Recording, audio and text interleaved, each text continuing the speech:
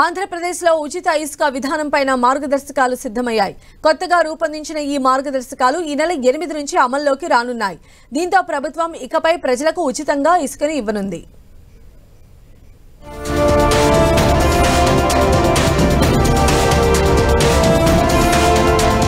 ఉచిత ఇసుక విధానం ఎలా అమలు చేయాలనే దానిపై ఏపీ సర్కార్ కొత్త మార్గదర్శకాలు సిద్ధం చేసింది.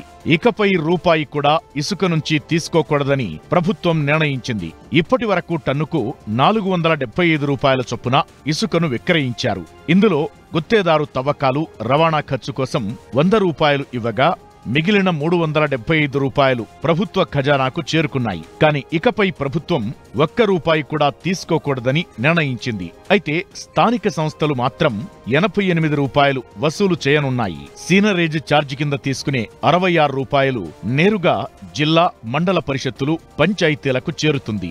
ఈ నెల 8 నుంచి నిల్వ కేంద్రాల్లో ఇసుక విక్రయాలు చేసినప్పుడు టన్నుకు 88 రూపాయలు తీసుకోనున్నారు. దీంతో పాటు ఆ నిల్వ కేంద్రానికి ఏ రీచ్ నుంచి ఇసుక తవ్వి తీసుకొచ్చారో ఆ రవాణా వ్యయం, స్టాక్ పాయింట్లలో లోడింగ్ అయ్యే ఖర్చు తీసుకోనున్నారు.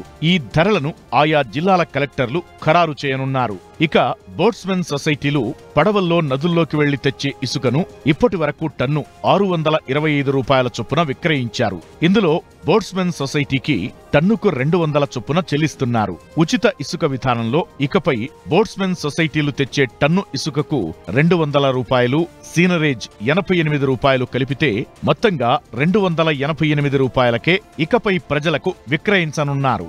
సెప్టెంబర్ వరకు ఆన్లైన్ పర్మిట్లు లేకుండా ఇసుక విక్రయించనున్నారు.